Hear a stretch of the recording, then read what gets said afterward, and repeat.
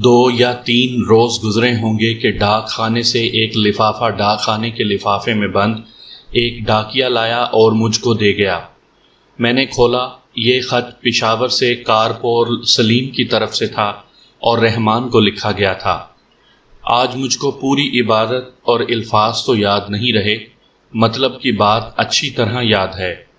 خط سے یہ ظاہر ہوا کہ رحمان نے سلیم کو لکھا تھا کہ بشیر کی لاش برآمد ہو گئی ہے اور تفتیش ہو رہی ہے۔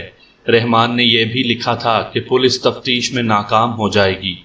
کوئی ایسے الفاظ نہیں لکھے گئے تھے جن سے اصل راز ظاہر ہوتا، لیکن اصل مطلب سمجھنا مشکل نہیں تھا۔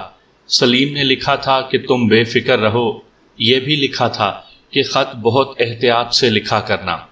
تقریباً 3 گھنٹے بعد ASI ڈاک خانے سے ایک اور خط لایا۔ یہ خط رحمان کی طرف سے سلیم کو پوسٹ کیا گیا تھا۔ ڈاک نکلنے کے وقت ASI ڈاک خانے چلا گیا تھا۔ تمام ڈاک چیک کرنے پر اس کو کارپورل سلیم کے نام ایک لفافہ مل گیا۔ میں نے کھول کر پڑھا۔ رحمان نے لکھا تھا کہ میں تمہیں یہ اطلاع دے چکا ہوں کہ بشیر کی لاش برآمد ہو گئی ہے۔ کل مجھ کو تھانے بلایا گیا تھا۔ میں بہت ہی ڈرا، لیکن میں بہت حیران ہوا کہ تھانے دار نے میرے ساتھ ہمدردی کی باتیں کی اور مجھ کو رخصت کر دیا۔ رحمان کے ساتھ میں نے جو باتیں کی تھیں وہ اس نے ذرا مختصر کر کے سلیم کو لکھی تھی۔ اس کے بعد اس نے اپنی رائے لکھی تھی کہ تھانے دار کے اس رویے سے مجھ کو تسلی ہو گئی ہے، آپ بھی تسلی میں رہیں۔ مجھ کو اصل الفاظ اور فکرے اب یاد نہیں رہے، اصل مطلب اور لب لباب یاد ہے۔ ان دونوں خطوط سے صاف ظاہر ہوتا تھا کہ یہ دونوں بشیر کے قتل کے ملزم ہیں۔ میری یہ چال کامیاب رہی کہ میں نے رحمان کو بلا کر ہمدردی کی باتیں کی تھیں۔ میں نے سوچا تھا کہ یہ قتل کا ملزم ہوا تو سلیم کو ضرور خط لکھے گا۔ میں نے خواجہ کے غنڈوں کو چھٹی دے دی اور ایک کانسٹیبل کو بھیجا کہ رحمان کو اپنے ساتھ لے آئے۔ میں خود یہ دونوں خط لے کر DSP کے پاس چلا گیا۔ وہ انگریز تھا، جرائم کے معاملے میں بہت ہی سخت آدمی تھا، تفتیش میں کوتاہی کرنے والے تھانے دار کو تو معاف کرتا ہی نہیں تھا۔ قتل کی اس واردات کی رپورٹ اس تک پہنچی ہوئی تھی اور میری روز بروز تفتیش کی رپورٹ اس تک پہنچتی رہتی تھی۔ انگریز افسروں کے طور طریقے پاکستانی افسروں جیسے نہیں ہوا کرتے تھے۔ کام کے معاملے میں وہ افسری ماتحتی کو بھول جایا کرتے تھے۔ اس کو میری اطلاع دی گئی تو اس نے مجھ کو فوراً بلا لیا۔ کس واسطے آیا؟ اس نے پوچھا۔ کچھ کیا ہے یا صرف بات بولے گا؟ بہت کچھ کیا ہے صاحب بہادر، میں نے کہا۔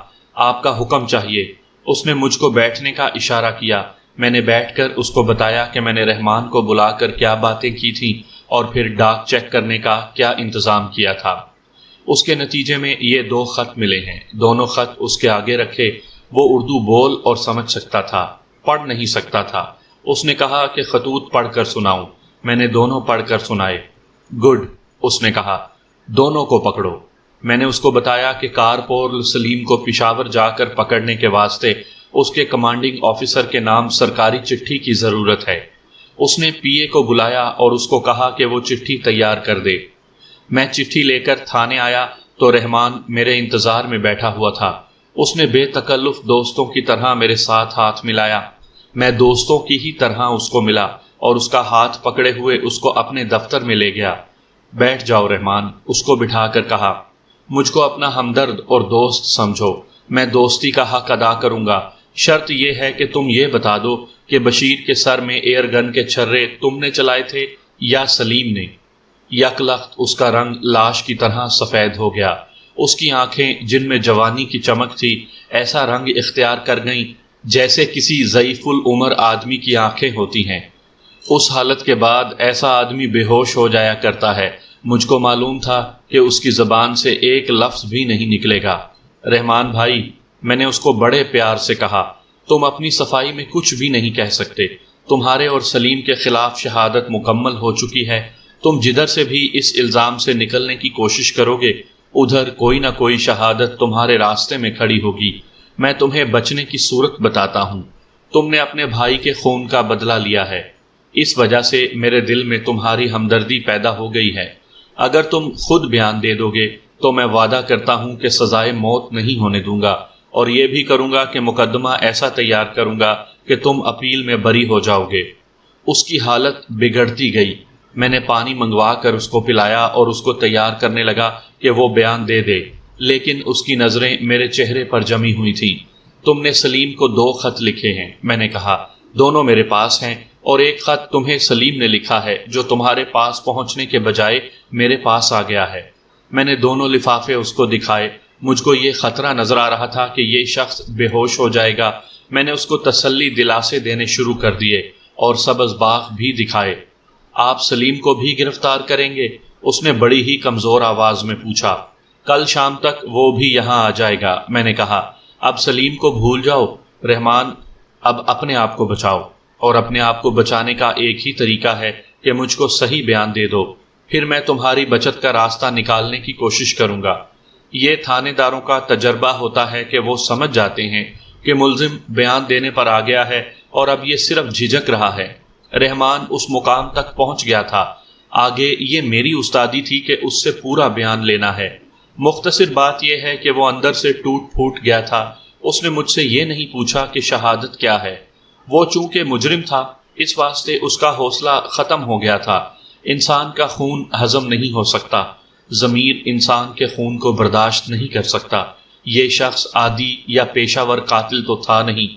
اس نے اسی میں سکون محسوس کیا کہ بیان دے دے، اور وہ اس نے دے دیا۔ پورا بیان سنانے کی ضرورت نہیں۔ اس نے میرے ساتھ پہلی ملاقات میں ذکر کیا تھا کہ تقریباً 2 مہینے پہلے اس کے کانوں میں یہ بات پڑی تھی کہ اس کے چھوٹے بھائی بھولے کو بشیر نے سیلاب سے نکالنے کے دھوکے میں ڈبو کر مار دیا تھا۔ اس نے اسی روز دل میں عہد کر لیا تھا کہ بھائی کے خون کا بدلہ لے گا۔ اس نے اپنے دوست سلیم کے ساتھ بات کی۔ سلیم نے کہا کہ یہ کام کر دیں گے، لیکن ایسے طریقے سے کہ لاش اور قاتل کا سراغ نہیں ملے گا۔ رحمان نے سلیم کے ساتھ یہ بات پشاور جا کر کی تھی۔ رحمان اور سلیم کی دوستی بہت گہری تھی۔ رحمان کی زبان میری حوصلہ افزائی سے چل پڑی تو اس نے ہر بات بتانی شروع کر دی۔ اس کی زبانی پتہ لگا کہ سلیم اس کی بہن کے ساتھ شادی کا خواہش مند تھا، لیکن رحمان کے والدین رضامند نہیں تھے۔ سلیم نے رحمان کے ساتھ بات تو کسی اچھے اور شریفانہ طریقے سے کی ہوگی، لیکن میں مختصر سنا رہا ہوں۔ اس واسطے میں اتنا ہی کہوں گا کہ سلیم نے رحمان کے آگے یہ شرط رکھی کہ وہ اپنی بہن کا رشتہ اس کو دلا دے تو وہ بشیر کو قتل کرنے میں اس کی پوری مدد کرے گا۔ رحمان نے یہ شرط قبول کر لی۔ اس نے اپنے والدین کو تو یہ نہیں کہنا تھا کہ وہ سلیم سے اپنے دشمن کو قتل کروانا چاہتا ہے۔ اس نے ایک اور طریقہ اختیار کیا، جو یہ تھا کہ اپنے والدین کو دھمکیاں دی کہ وہ اس کے عزیز دوست کو رشتہ نہیں دیں گے تو وہ ان سے تعلق توڑ کر الگ ہو جائے گا۔ والدین اپنے بیٹوں کی اتنی شدید ناراضگی برداشت نہیں کر سکتے۔ انہوں نے سلیم کو رشتہ دے دیا۔ سلیم نے رحمان سے کہا کہ وہ پہلے بشیر کو قتل کرے گا، پھر منگنی ہوگی۔ رحمان نے اپنے بیان میں 3-4 مرتبہ کہا کہ وہ جب بشیر کو دیکھتا تھا تو اس پر پاگلوں جیسی کیفیت طاری ہو جاتی تھی۔ اس کا دل کرتا تھا کہ بشیر کا گلا سب کے سامنے گھونٹ دے اور لوگوں کو کہے کہ اس نے میرے بھائی کو قتل کیا ہے۔ ظاہری طور پر بشیر اور رحمان کی کوئی دشمنی نہیں تھی۔ سلیم کے ساتھ بشیر کی بڑی اچھی سلام دعا تھی۔ سلیم 10 دن کی چھٹی لے کر آیا۔ ایک روز اس نے بشیر کو کہا کہ چلو یار میرا ساتھ دو، میرے پاس ایئر گن ہے، کچھ پرندے مار لاتے ہیں۔ بشیر تیار ہو گیا۔ سلیم عقل مند آدمی تھا۔ انہوں نے اگلے روز شکار کے واسطے جانا تھا۔ سلیم نے رحمان کو بتایا کہ باہر اس طرح نکلیں گے کہ بشیر ان کے ساتھ نہ ہو، تاکہ کسی کو پتہ ہی نہ لگے کہ بشیر ان کے ساتھ کیا تھا۔ اس اسکیم کے مطابق سلیم یہ کہہ کر بازار چلا گیا کہ چھرے کم ہیں، وہ چھروں کا ایک پیکٹ لے کر ادھر سے ہی فلاں جگہ پہنچ جائے گا۔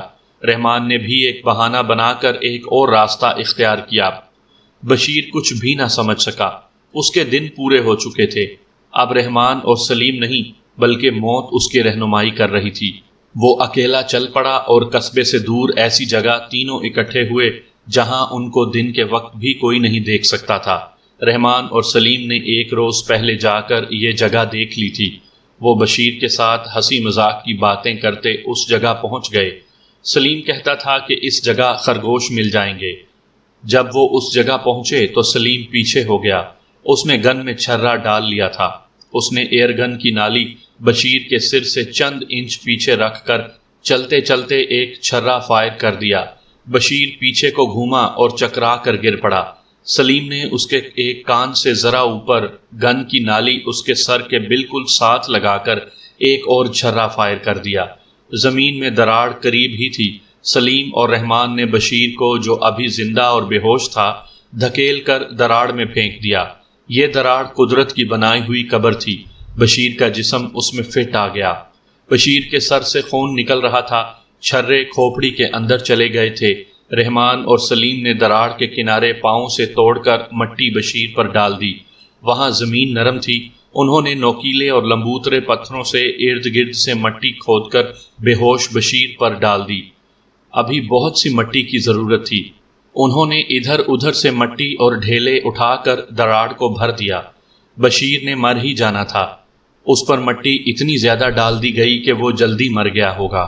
وہ دونوں آگے چلے گئے اور چند ایک کبوتر اور فاختائیں مار کر لمبا چکر کاٹا اور کسی اور ہی طرف سے قصبے میں داخل ہوئے۔ اپنے محلے میں ان کو جو بھی ملا اس کو بتایا کہ وہ فلاں طرف چلے گئے تھے۔ یہ فلاں جگہ بالکل الٹی طرف تھی، یعنی وہ گئے مشرق کو اور مشہور کیا کہ مغرب کو گئے تھے۔ اس سے اگلے دن سلیم کی منگنی رحمان کی بہن سے کر دی گئی۔ رحمان کو حوالات میں بند کر کے میں نے ASI سے کہا کہ کل اس کا 1 ہفتے کا ریمانڈ لے لے۔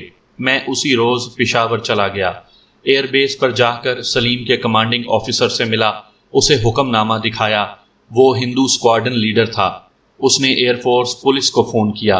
ایک آفیسر اور ایک سارجنٹ آ گیا۔ پھر کارپورل سلیم کو بلایا گیا۔ اس کو میرے حوالے کر دیا گیا۔ میں نے اس کی بارک میں جا کر ایئر فورس پولیس کے آفیسر اور سارجنٹ کی موجودگی میں اس کے دونوں بکسوں کی تلاشی لی۔ ایک خط برآمد ہوا جو رحمان نے اس کو لکھا تھا کہ بشیر کی لاش برآمد ہو گئی ہے۔ اس میں 2-3 فقرے ذرا واضح تھے۔ میں نے خط کی برآمدگی کا گواہ سارجنٹ کو بنا لیا۔ میرا خیال ہے کہ یہ تفصیل بتانے کی ضرورت نہیں کہ میں نے کیا کیا شہادت اکٹھی کی۔ آپ بور ہوں گے۔ میں سلیم کو حراست میں لے کر واپس آ گیا۔ میرے ساتھ 2 کانسٹیبل تھے۔ سلیم کو میں نے ریل گاڑی میں ہی بتا دیا کہ رحمان نے اقبال جرم کر لیا ہے۔ سلیم نے بیان دینا شروع کر دیا۔ یہ اس کا اقبال جرم تھا۔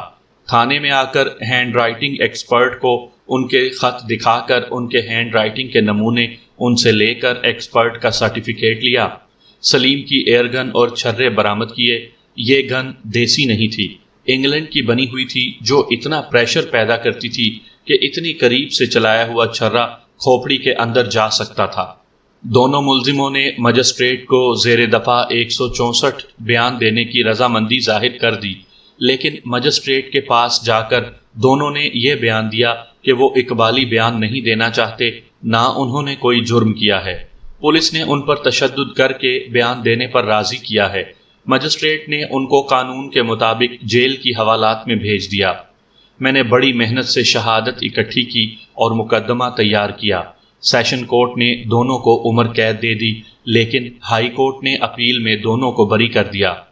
اس کیس کے 6-7 مہینے بعد مجھ کو اس تھانے سے تبدیل کر کے امرتسر بھیج دیا گیا۔ پھر پاکستان وجود میں آ گیا۔ وہاں سے آتے میری ایک ٹانگ کٹ گئی۔ پھر مجھ کو معذوری پینشن پر گھر بھیج دیا گیا۔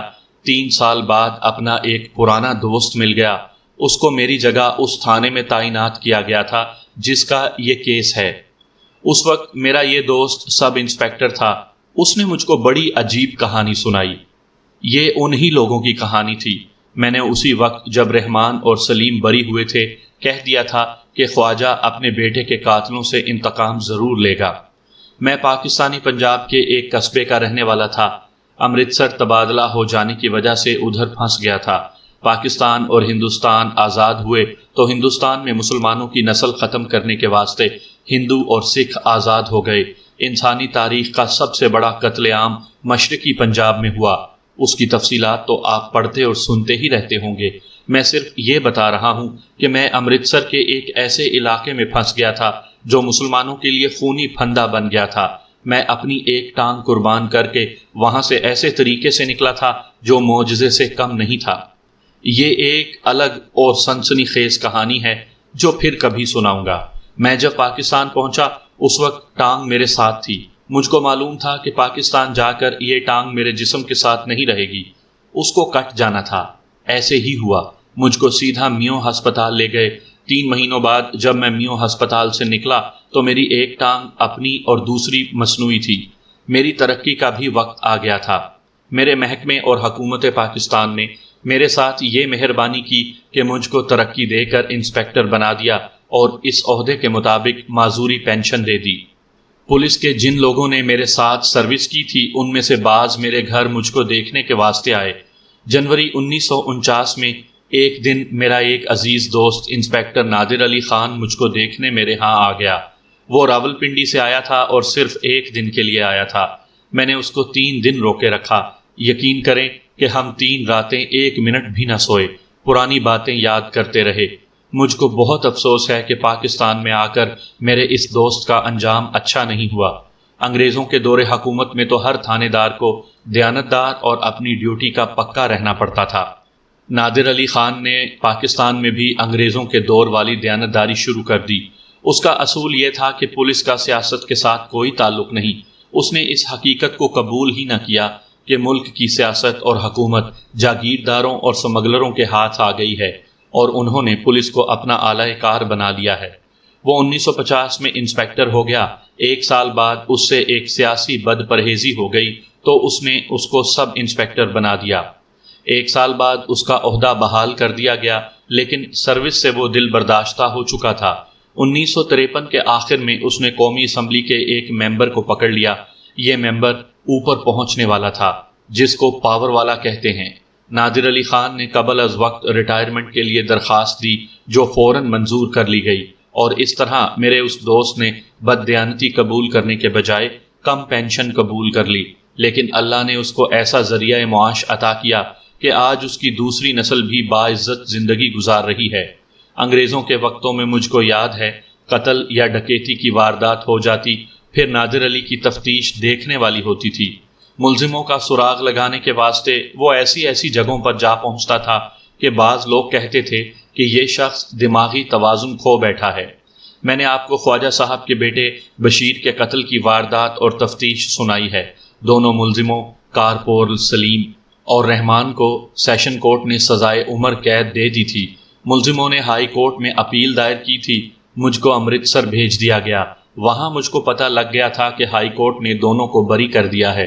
میری جگہ جس تھانے دار کو یہ تھانہ دیا گیا تھا وہ میرا یہی دوست نادر علی خان تھا، جو اس وقت سب انسپیکٹر تھا۔ وہ جب جنوری 1949 میں مجھے ملنے آیا تو جہاں ہم نے اور بہت سی باتیں کی وہاں اس کیس کا بھی ذکر آ گیا۔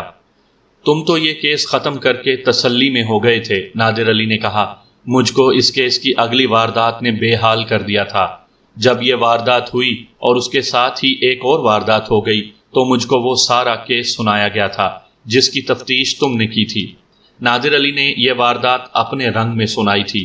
مجھ کو اس کیس کے ساتھ بہت دلچسپی تھی، اس واسطے میں نے نادر علی سے چھوٹی چھوٹی باتیں بھی پوچھی تھیں۔ میں یہ سارا کیس اپنی زبان میں سناؤں گا۔ یہ ذہن میں رکھیں کہ یہ کیس پاکستان بننے کے 1.5-2 سال پہلے کا ہے، مطلب یہ کہ ابھی حکومت انگریزوں کی تھی۔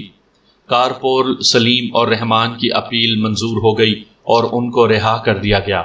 سلیم رہا ہوتے ہی پشاور ایئر فورس میں چلا گیا۔ جنگ عظیم ختم ہو چکی تھی۔ جنگ کے دوران انڈین ایئر فورس میں بہت زیادہ لوگوں کو بھرتی کر لیا گیا تھا۔ جنگ کے بعد یہ نفری، فالتو اور غیر ضروری ہو گئی۔ انگریزوں نے ایک قانون بنا دیا جس کے تحت یہ اجازت دے دی گئی کہ جو سروس سے نکلنا چاہتا ہے وہ ریلیز لے سکتا ہے۔ ریلیز کا مطلب یہ تھا کہ کچھ رقم دے کر اس شخص کو سروس سے فارغ کر دیا جاتا تھا۔ چند مہینوں بعد سلیم انڈین ایئر فورس سے ریلیز ہو کر گھر آ گیا۔ وہ کاروبار یا دکان کرنا چاہتا تھا۔ قصبے کے ساتھ ہی اس کی تھوڑی سی زمین بھی تھی۔ اس کا ارادہ یہ بھی تھا کہ اس زمین میں رہٹ لگوا کر سبزیاں اگائے گا۔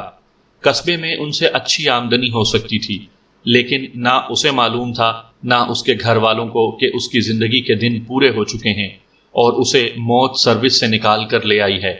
1 مہینہ یا 1.5 مہینہ گزرا ہوگا کہ الصبح تھانے میں اطلاع آئی کہ سلیم کی لاش برساتی نالے میں پڑی ہوئی ہے۔ نادر علی نے پہلا کام یہ کیا کہ ایک کانسٹیبل کو یہ حکم دے کر جائے وقوع کی طرف دوڑا دیا کہ کوئی بندہ لاش کے قریب نہ جائے، بلکہ کوئی شخص نالے کے کناروں سے آگے نہ جائے۔ جناب، ASI نے نادر علی خان کو کہا یہ قتل کی واردات ہونی ہی تھی۔ ہیڈ کانسٹیبلوں نے بھی یہی بات کہی اور تھانے کے ہر آدمی نے کہا کہ لاش کو دیکھے بغیر وہ کہہ سکتے ہیں کہ یہ شخص قتل ہوا ہے، اور قتل کرنے یا کروانے والا خواجہ صاحب ہے، کیونکہ سلیم نے خواجہ صاحب کا اکلوتا جوان بیٹا قتل کیا تھا اور اپیل میں بری ہو کر آ گیا تھا۔ پیشتر اس کے کہ نادر علی اس کیس کی بیک گراؤنڈ سنتا، سلیم کا باپ اپنے 2-3 رشتہ دار اور محلے کے 2 معززین کے ساتھ آ گیا۔ میرا بیٹا قتل ہو گیا ہے، سلیم کے باپ نے روتے ہوئے کہا۔ کسی پر شک؟ نادر علی نے پوچھا۔ اس نے خواجہ صاحب کا نام لیا اور وجہ یہ بتائی کہ سلیم نے اس کے بیٹے کو قتل کیا تھا، لیکن میرا بیٹا بے گناہ تھا۔ اس نے کہا ہائی کورٹ نے اس کو بری کر دیا تھا۔ اگر آپ کا بیٹا بے گناہ تھا تو جس پر آپ شک کر رہے ہیں وہ بھی بے گناہ ہوگا۔ نادر علی نے کہا اپیل میں بری ہونے والے بے گناہ نہیں ہوا کرتے، بلکہ اس واسطے بری کر دیے جاتے ہیں کہ شہادت اور قانون میں کوئی خلا رہ جاتا ہے جس سے شک پیدا ہوتا ہے، اور قانون کے مطابق شک کا فائدہ ملزم کو دیا جاتا ہے۔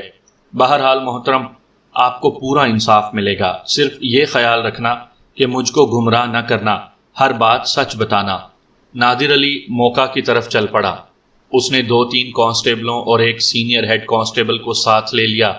ان سب کو اس نے الگ کر دیا اور ان سے خواجہ کے بیٹے بشیر کے قتل کی واردات سنتا گیا۔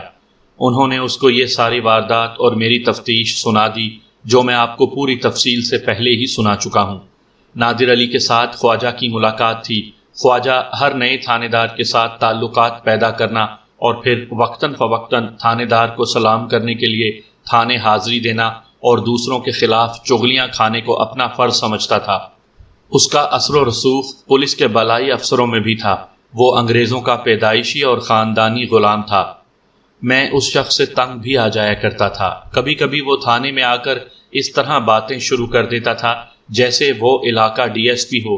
کوئی معمولی سا انگریز افسر سامنے آ جاتا تو خواجہ اس کو فرشی سلام کیا کرتا تھا، لیکن میں نے دیکھا تھا کہ اس کا بیٹا قتل ہو گیا تو وہ بجھ کر رہ گیا تھا۔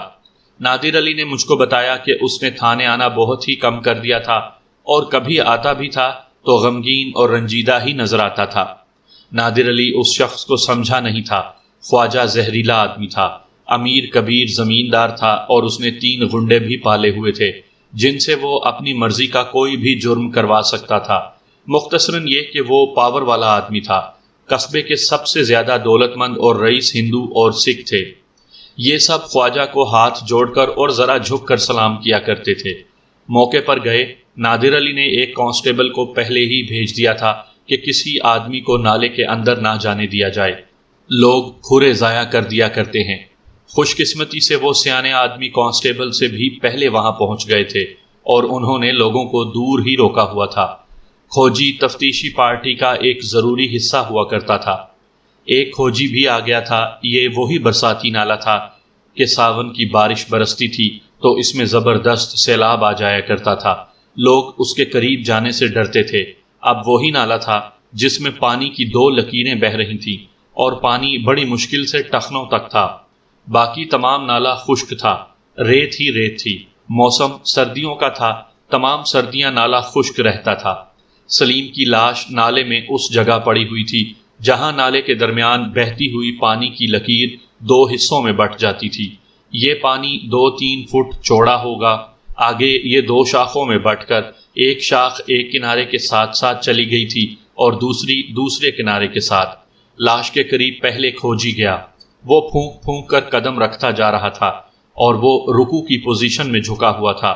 اس نے لاش کے ارد گرد زمین دیکھی۔ وہاں سے وہ زمین کو دیکھتا کنارے تک گیا جہاں سے ذرا ذرا پانی گزر رہا تھا۔ ادھر والا کنارہ خاصا اونچا تھا، مٹی کی دیوار کھڑی تھی، اس میں سے گھاٹی اوپر جاتی تھی۔ یہ نالے میں سے گزرنے کا راستہ تھا۔ ایک کھرا اس طرف گیا تھا۔ کھوجی نے پانی میں سے ایک چیز اٹھائی اور لاش تک واپس آیا۔ یہ ایک زنانہ سلیپر تھا جو اس وقت عورتیں گھروں میں پہنا کرتی تھیں۔ کچھ دیر بعد کھوجی نے نادر علی کو اشارہ کیا کہ وہ اب لاش کے قریب آ کر اپنا معائنہ کر سکتا ہے۔ کھوجی نے نادر علی کو اپنی رپورٹ یوں دی کہ مقتول کے ساتھ ایک عورت بھی تھی۔ وہ بڑے آرام سے یہاں چلتی ہوئی آئی تھی، لیکن وہ دوڑتی ہوئی واپس گئی۔ وہ اتنی جلدی میں تھی کہ اس کا ایک سلیپر پانی میں رہ گیا۔ وہ یقیناً ڈری ہوئی بھاگی تھی۔ سلیپر کا ایک پاؤں پانی میں چھوڑ کر بھاگ گئی۔ یہ کالے جادو کا کوئی عمل کر رہا تھا، کھوجی نے کہا۔ یہاں پڑی ہوئی چیزیں دیکھیں۔ نادر علی نے پہلے لاش کو الٹ پلٹ کر دیکھا۔ جسم پر زخم یا چوٹ کا کوئی نشان نہیں تھا۔ اس کا گلا گھونٹا گیا تھا۔ گلا گھونٹنے کے واسطے موٹی رسی استعمال کی گئی تھی یا رومال جیسا کوئی کپڑا رسی کی طرح موڑ کر گلے کے گرد لپیٹا گیا تھا۔ یہ تو تھا مارنے کا طریقہ۔ وہاں اور جو اشیاء دیکھی گئیں ان سے یہ سراغ ملتا تھا کہ مقتول وہاں کیا کرتا رہا ہے۔ ایک مٹی کا دیا تھا جس میں سرسوں کا تھوڑا سا تیل تھا۔ روئی کی بنی ہوئی بتی اس میں پڑی ہوئی تھی۔ یہ دیے کی عام بتی سے زیادہ موٹی تھی۔ نادر علی خان کو نظر آ گیا کہ روئی کی بتی میں کاغذ کی ایک بتی لپٹی ہوئی ہے۔ اس نے کاغذ کی بتی باہر نکال کر کھولی۔ اس پر اوٹ پٹانگ الفاظ لکھے ہوئے تھے۔ ٹیڑے میڑے خانے اور انسانی شکلیں اس طرح بنی ہوئی تھیں جیسے کسی بچے نے بنائی ہوں۔ ایک ایک گز لمبے 3-4 کالے دھاگے بھی وہاں پڑے ہوئے تھے۔ یہ سمجھنا کوئی مشکل نہیں تھا کہ یہ سب کیا ہے۔ یہ کوئی عمل تھا جو مقتول وہاں کرنے گیا تھا۔ یہ عمل کالے علم کا ہی ہو سکتا تھا۔ اکثر سننے میں آتا تھا کہ ندی یا دریا کا پانی جہاں 2 حصوں میں تقسیم ہوتا ہے وہاں رات کو ایک خاص عمل کیا جاتا ہے اور جو مراد پوری نہ ہونے والی ہو وہ بھی پوری ہو جاتی ہے۔ نادر علی نے یہ چیزیں اپنے قبضے میں لے لیں اور لاش پوسٹ مارٹم کے واسطے بھجوا دی۔